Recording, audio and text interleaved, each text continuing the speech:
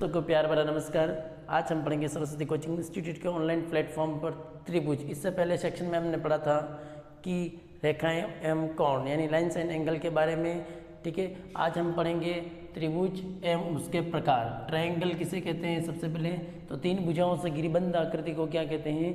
त्रिभुज कहते हैं। ठीक है, तो क्लोज फिगर ऑफ ट्राइसाइड्स, तीन भुजाओं से गिरिबंध आकृति को क्या कहते हैं? त्रिभुज कहते हैं। त्रिभुज के अंदर क्या क्या होता है? एक तो शीर्ष पाया जाता है यानी एज। एक तो शीर्ष होते हैं, कितने शीर्ष होते हैं? तीन। कितने शीर्ष होते हैं? तीन। कौन कौन से? जैसे ए बी सी, तीनों शीर्ष हो गए। फिर आप देखेंगे उसके बाद भुजाएं यानी साइड्स, इसको बोलते हैं ए डी जी एच, और इसको बोलते हैं साइड्स। साइड्स यानी भुजाएं। भुजाएं कौन कौन सी है? ए बी, बी सी और ए सी। ठीक है, और इसमें कोण कितने, एंगल कितने पाए जाते हैं? तीन। कितने होते हैं कोण? एंगल तीन।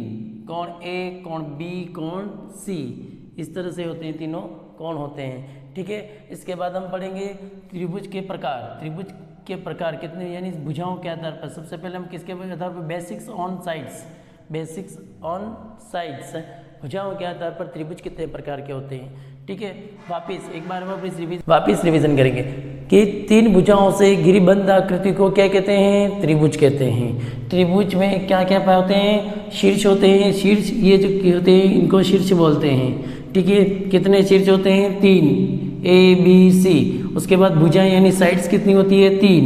A B sides, B C और ए सी, इसको भी सी भी बोलो या बी ए बोलो, एक ही बात होती है। ठीक है, और उसके बाद एंगल यानी कोण कितने होते हैं? ए बी सी यानी तीन कोण होते हैं। कोण ए, कोण बी, कोण सी, इसको ऐसे भी बोलते हैं कोण ए बी सी, ये एंगल हो गया। फिर कोण बी सी ए, ये एंगल हो गया। जो कोण होते हैं मैंने आपको पहले वाले सेक्शन बताया, जो एंगल होते हैं उनको बीच में बोलते हैं। ठीक है, जैसे इस कोण के बारे में पूछा है तो बोलो बी ए सी भी लिख सकते हैं या हम सी ए बी भी लिख सकते हैं। बस एंगल जो होता है वो बीच में होता है, ये ध्यान रखना। ठीक है, तब भुजाओं के आधार पर त्रिभुज कितने प्रकार के होते हैं? Basis on sides. ठीक है, सबसे पहले आता है समबाहु त्रिभुज। सबसे पहले क्या लिखेंगे? समबाहु त्रिभुज यानी इक्विलेटरल ट्रायंगल। इक्विलेटरल ट्रायंगल यानी क्या कहते हैं इसको? कि ऐसा त्रिभुज जिसकी तीनों भुजाएं क्या होती है? बराबर होती है। जिसके तीनों भुजाएं क्या होती है? बराबर होती है, उसको क्या कहते हैं? इक्विलेटरल ट्रायंगल यानी समबाहु त्रिभुज। इसके तीनों कोण भी क्या होते हैं? बराबर होते हैं। ठीक है, समबाहु त्रिभुज के तीनों कोण भी बराबर होते हैं। अब कितने डिग्री के होते हैं? तो समबाहु त्रिभुज का प्रत्येक कोण 60 डिग्री का होता है। कितने डिग्री का होता है? समबाहु त्रिभुज का प्रत्येक कोण कितने डिग्री का होता है? 60 डिग्री का। ठीक है, अब तीनों भुजाएं बराबर है तो तीनों कोण भी बराबर होते हैं। ठीक है, हम आगे वाली क्लासों में पढ़ेंगे थ्योरम में क्या थ्योरम होती है कि बराबर भुजाओं के समूह कोण भी क्या बराबर होते हैं। इस तरह से तो इसको किस तरह से लिखेंगे? A B equal to B C equal to C A, यानी तीनों भुजाएं क्या होती है? इसमें बराबर होती है। तीनों एंगल भी क्या होते हैं? कोण ए इक्वल टू कोण बी इक्वल टू कोण सी, तीनों एंगल भी क्या होते हैं? बराबर होते हैं। ठीक है, अब हम पढ़ेंगे समद्विबाहु त्रिभुज। समद्विबाहु त्रिभुज यानी आइसोस्केल ट्रायंगल। आइसोस्केल इसको बोलते हैं इक्विलेटर। ठीक है, इक्विलेटर ट्रायंगल, और ये होता है आइसोस्केल ट्रायंगल। ठीक है, इसके बारे में पढ़ेंगे। ठीक है, ये क्या होता है कि ऐसा त्रिभुज यानी ऐसा त्रिभुज जिसकी दो भुजाएं बराबर होती है। क्या होती है? दो भुजाएं, यानी टू साइड्स इक्वल। ये और ये साइड इक्वल हो सकती है। अगर एक ट्रायंगल और बना दूँ ये और ये साइड हो सकती है। ये ट्रायंगल और बना दिया ये और ये साइड, कोई भी दो भुजाएं बराबर होती है। तीसरी भुजा क्या होती है? अलग होती है। यानी इसमें हम क्या कह सकते हैं? किसे कहते हैं? समद्विबाहु त्रिभुज। ऐसा त्रिभुज जिसमें दो भुजाएं क्या हो? समान हो यानी इक्वल हो, और तीसरी भुजा का माप अलग हो। यानी इसमें क्या तीनों कोण बराबर होते हैं, तो इसमें क्या होते हैं? दो कोण बराबर होते हैं। यानी जो भुजाएं बराबर होती है उसकी सामने वाला जो कोण होता है वो बराबर होता है। ठीक है, अब ये भुजा ए बी सी दे दिया उसने, तो ये ए बी बराबर है ए सी के, तो इसकी सामने वाला कोण कौन सा है? सी, और इसके सामने वाला कोण बी, तो बी और सी कोण क्या होगा? बराबर होगा। ठीक है, अब ऐसे लिख देता है इसको ए बी सी। ठीक है, ये दोनों साइड बी सी और ए सी बराबर है, तो इसके सामने वाला कोण कौन सा है? बी, और इसके सामने वाला कोण ए, तो ये दोनों बराबर होंगे। ठीक है, अब ये दे दिया ए बी सी, तो ये देखो इस ट्रायंगल के सामने वाली भुजा कौन सी है, सॉरी इस साइड के सामने वाली कौन सा है, सी, और इस साइड के सामने वाला कौन सा है, ए। तो ये दोनों क्या होंगे, इक्वल होंगे। ठीक है, इस तरह से इन दोनों को समझते हैं। सबसे पहले पढ़ेंगे विषमबाहु त्रिभुज। उससे पहले हम एक रिवीजन करेंगे। क्या कहेंगे, सबसे पहले हमने क्या पढ़ा था, त्रिभुज। आपको कोई भी सब्जेक्ट पढ़ो उसकी समरी लिखो। सबसे पहले आपने पढ़ा क्या, ठीक है, उसके बाद क्या पढ़ा, इसके क्या होता है, पूरा आइडियोलॉजी आ जाता है कि अपने 1 घंटे के अंदर आपने इस पार्ट के अंदर या इस 1 घंटे के अंदर हमने क्या पढ़ा उसके बारे में समझ में आ जाता है। सबसे पहले देखो हमने क्या पढ़ा इतनी देर से, सबसे पहले पढ़ा हमने त्रिभुज किसे कहते हैं, 3 भुजाओं से गिरिबंध आकृति को क्या कहते हैं, त्रिभुज पढ़ कहते हैं। ठीक है, उसके बाद इसमें क्या क्या होता है, शीर्ष होता है, कितने होते हैं, 3, कोण होते हैं कितने, 3, भुजाएं होती है कितनी, 3। ठीक है, वैसे तो त्रिभुज में सब 3 ही होते हैं, नाम से पता चल रहा है त्रि मतलब 3 होते हैं। ठीक है, और माध्यिकाएं भी होती है, वो आगे हम पढ़ेंगे, माध्यिका कहते हैं किसको। ठीक है, अब वो भी 3 होती है। तो उसके बाद हमने पढ़ा कि त्रिभुज भुजाओं के आधार पर कितने प्रकार के होते हैं। ठीक है, त्रिभुज भुजाओं के आधार पर 3 प्रकार के होते हैं, सब 3 प्रकार, कोण के आधार पर 3, सब 3 ही होते हैं इसमें। ठीक है, बस त्रिभुज के तीनों कोणों का योग कितना होता है, 180 डिग्री होता है। ठीक है, तो भुजाओं के आधार पर कितने प्रकार का होता है, तो 3 प्रकार का होता है। सबसे पहले हमने पढ़ा समबाहु त्रिभुज, जिसकी तीनों भुजाएं क्या होती है, बराबर होती है। तीनों भुजाएं क्या होती है, बराबर होती है, उनको क्या कहते हैं, समबाहु त्रिभुज। तो इसके तीनों कोण भी क्या होते हैं, बराबर होते हैं। तीनों कोण भी क्या होते हैं, बराबर होते हैं। ठीक है, उसके बाद हमने पढ़ा समद्विबाहु त्रिभुज, यानी 2 भुजाएं कौन सी, कोई भी 2 भुजाएं क्या होती है, इनकी बराबर होती है, और 2 उनके सामने वाले जो कोण होते हैं भुजाओं के, बराबर भुजाओं के सामने वाले जो कोण होते हैं वो भी क्या होते हैं, बराबर होते हैं। ठीक है, आप देखते हैं विषमबाहु त्रिभुज, विषमबाहु स्केलेन ट्रायंगल्स। ठीक है, विषमबाहु त्रिभुज किसे कहते हैं, ऐसा त्रिभुज जिसकी एक भी भुजा बराबर नहीं होती। एक भी भुजा बराबर मतलब देखो अभी हम माप से देखते हैं, अगर ये त्रिभुज इसे 2 सेमी 2 सेमी 2 सेमी दे रखा है, तो ये कौन सा ट्रायंगल है, समबाहु त्रिभुज। अगर ये 2 सेमी, ये 3 सेमी और ये 3 सेमी दे दिया, ये कौन सा ट्रायंगल हो गया, आइसोस्केल यानी समद्विबाहु त्रिभुज। ठीक है, अब इसके सामने वाली भुज कौन ये और इसके सामने वाला कौन, ये दोनों एंगल क्या होंगे, बराबर होंगे। अब विषमबाहु त्रिभुज यानी जिसकी एक भी भुजा बराबर नहीं होती है, ये 2 ये 3 ये 4 दे दिया। ठीक है, जैसा त्रिभुज जिसकी एक भी भुजा क्या होती है, बराबर नहीं होती है, उसे क्या कहते हैं, विषमबाहु त्रिभुज यानी स्केलेन ट्रायंगल। इसके अंदर कोई भी कोण भी बराबर नहीं होते हैं। ठीक है, इस तरह से हमने ये तो पढ़ लिया हमने भुजाओं के आधार पर। अब हम पढ़ेंगे कोणों के आधार पर। अब हम पढ़ेंगे एंगल यानी कोण के आधार पर त्रिभुज कितने प्रकार के होते हैं। त्रिभुज 3 प्रकार के होते हैं कोणों के आधार पर। इससे पहले हमने पढ़ा था भुजाओं के आधार पर त्रिभुज कितने प्रकार के होते हैं, 3, समबाहु, विषमबाहु और समद्विबाहु त्रिभुज। अब पढ़ेंगे एंगल के आधार पर यानी कोण के आधार पर त्रिभुज कितने प्रकार के होते हैं। सबसे पहले हम पढ़ेंगे न्यून कोण त्रिभुज। न्यून कोण त्रिभुज किसे कहते हैं, ऐसा त्रिभुज जिसका प्रत्येक कोण क्या हो, न्यून कोण हो यानी एक्यूट एंगल होता है। ठीक है, तो ये जैसे ये आप क्या हो गया 60 डिग्री, ये हो गया आपके 50 डिग्री, तो ये कितना हो गया 70 डिग्री, ये सब 90 डिग्री से कम होते हैं। इनको क्या कहते हैं, न्यून कोण त्रिभुज यानी एक्यूट एंगल ट्रायंगल्स, इसको इससे न्यून कोण त्रिभुज कहते हैं। ठीक है, अब समकोण त्रिभुज किसे कहते हैं, समकोण त्रिभुज के अंदर थ्योरम भी आती है, पाइथागोरस थ्योरम। कौन सी आती है, पाइथागोरस थ्योरम। यानी ऐसा ट्रायंगल जिसमें, यानी ऐसा त्रिभुज जिसमें एक कोण कितने डिग्री का हो, 90 डिग्री का हो। कितने डिग्री का हो, 90 डिग्री का हो। कौन सा त्रिभुज कहते हैं, समकोण त्रिभुज, राइट एंगल ट्रायंगल कहते हैं। ठीक है, अब 90 डिग्री के सामने वाली भुजा क्या कहलाती है, कर्ण कहलाती है। जो ये होती है क्या होती है, आधार होती है। ये क्या होती है, लंब होती है। ठीक है, तो क्योंकि 90 डिग्री के सामने वाली भुजा क्या होती है, कर्ण होती है। अब पाइथागोरस थ्योरम कहते हैं क्या है, कर्ण स्क्वायर बराबर आधार स्क्वायर प्लस लंब स्क्वायर। और हम निकालेंगे तो अगर मुझे आधार स्क्वायर निकालना है तो क्या हो जाएगा, कर्ण स्क्वायर माइनस लंब स्क्वायर। ठीक है, अगर मुझे लंब स्क्वायर निकालना है तो क्या हो जाएगा, कर्ण स्क्वायर माइनस आधार स्क्वायर। ये पाइथागोरस थ्योरम है, क्या है, पाइथागोरस थ्योरम। ये मेंटल एबिलिटी में कंपटीशन के अंदर भी पूछते हैं। ठीक है, एक इतने उत्तर की दिशा में गया, इतने दक्षिण की दिशा में गया, बताओ प्रारंभिक बिंदु से कितनी दूरी पर स्थित है। तो सीधी दूरी भी जब भी पूछते हैं तो क्या करते हैं, सीधी दूरी पूछते हैं तो आपको पाइथागोरस थ्योरम का प्रयोग करते हैं, इससे डायग्राम बनाते हैं। ठीक है, अब चलते हैं हम अधिक कोण त्रिभुज। ऐसा त्रिभुज जिसका एक यानी ऑप्टस एंगल ट्रायंगल कहते हैं। ठीक है, तो किसे कहते हैं, यानी ऐसा त्रिभुज जिसका एक कोण क्या हो, 90 डिग्री से अधिक हो, यानी एक कोण क्या हो, अधिक कोण हो, उसको क्या कहते हैं, अधिक कोण त्रिभुज कहते हैं। क्या कहते हैं उसको, अधिक कोण त्रिभुज कहते हैं। ठीक है, अब ये कोणों के आधार में हमने पढ़ लिया है। अब इनके बारे में हम पढ़ेंगे, इनकी प्रॉपर्टी यानी सर्वांग समता और समरूपता के नियम क्या हैं, इनके रूल्स क्या हैं, ठीक है, उसके आधार पर। उससे पहले मैं बहुत इंपॉर्टेंट क्वेश्चन बता रहा हूँ कि त्रिभुज के तीनों कोणों का योग कितना होता है। त्रिभुज के तीनों आंतरिक कोणों का योग, तीनों आंतरिक कोणों का योग कितना होता है? 180 डिग्री। कितना होता है? 180 डिग्री। इंटीरियर एंगल होते हैं ना ट्रायंगल के अंदर, या अंदर वाले सभी कोणों का योग कितना होता है? 180 डिग्री। इन तीनों कोणों का योग कितना होता है? 180 डिग्री होता है, ठीक है। किसका पढ़ेंगे? सर्वांग समता। क्या पढ़ेंगे? सर्वांग समता, ठीक है। कॉन्ग्रुएंस कहते हैं, इंग्लिश में क्या कहते हैं? कॉन्ग्रुएंस। कॉन्ग्रुएंस यानी सर्वांग समता कहते हैं किसको? पहला नियम, पहले सबसे पहले हम पढ़ते हैं सर्वांग समता कहते हैं किसको है, इसका संधि विच्छेद करो। आपको कोई भी अगर मीनिंग समझ में नहीं आ रहा किसी भी सब्जेक्ट में पढ़ो तो उसका संधि विच्छेद कर दो। जैसे टुकड़े करोगे आपको आराम से समझ आ जाएगा। इसका संधि विच्छेद देंगे, सर्व धन अंग धन समता, यानी ऐसी आकृतियाँ जिनके सभी अंक क्या होते हैं? समान होते हैं, उनको क्या कहते हैं? सर्वांग समता।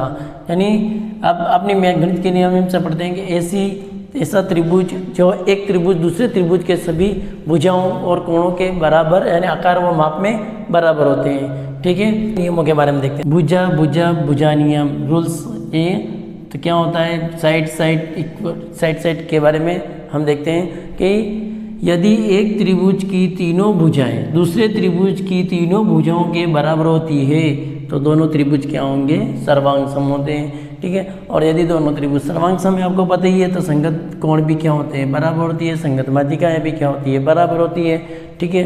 और हम देखते हैं नियम, देखते हैं सेकंड नियम क्या है? भुजा कोण भुजा नियम।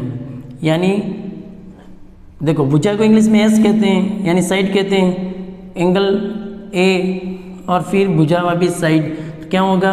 एस ए एस नियम। यानी यदि किसी त्रिभुज की दो भुजाएं और उसका आंतरिक कोण और दूसरे त्रिभुज की दो भुजाएं और उसके आंतरिक कोण क्या होते हैं? बराबर होते हैं, तो कौन सा नियम लगते हैं?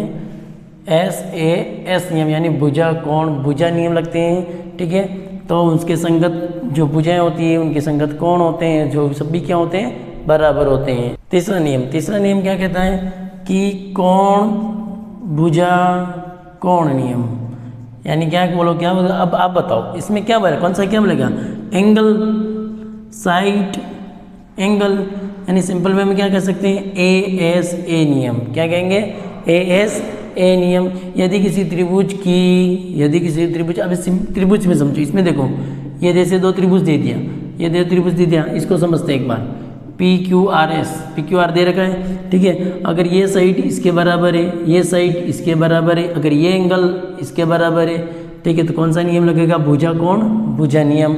यानी दो भुजाएं और एक कोण बराबर हो तो कौन सा नियम लगता है? Side angle side. अब तीनों भुजा बराबर हो तो कौन सा लगता है? एस एस नियम भुजा भुजा नियम।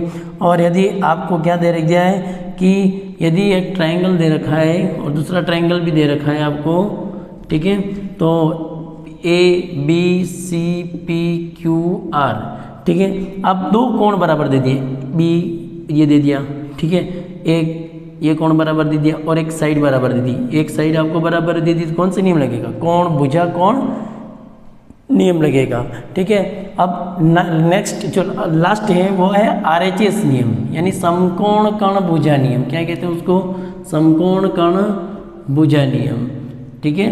समकोण कहता है कि यदि किसी समकोण त्रिभुज में ये समकोण त्रिभुज हो गया ए बी सी, समकोण त्रिभुज कहते हैं किसको? इससे पहले हमने पढ़ा था ऐसा त्रिभुज जिसका एक कोण क्या हो?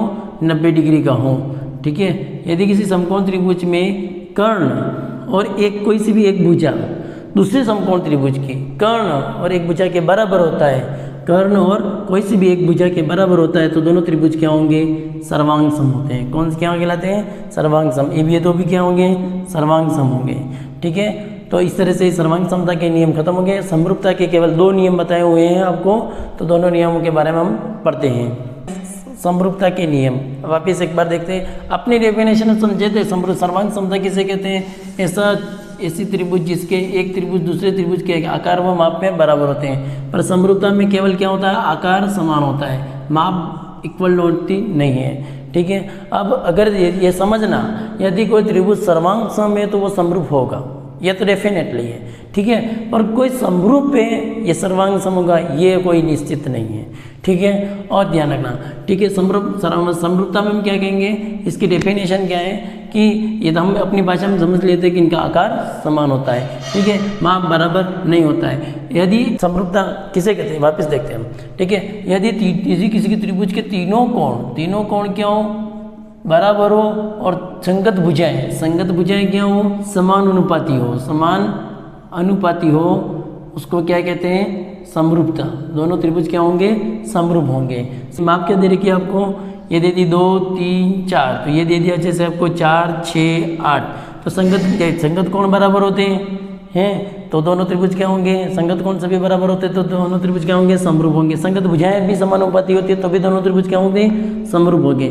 जैसे देखो AB बटावा PQ इक्वल टू BC बटावा QR इक्वल टू AC बटावा PR, ठीक है।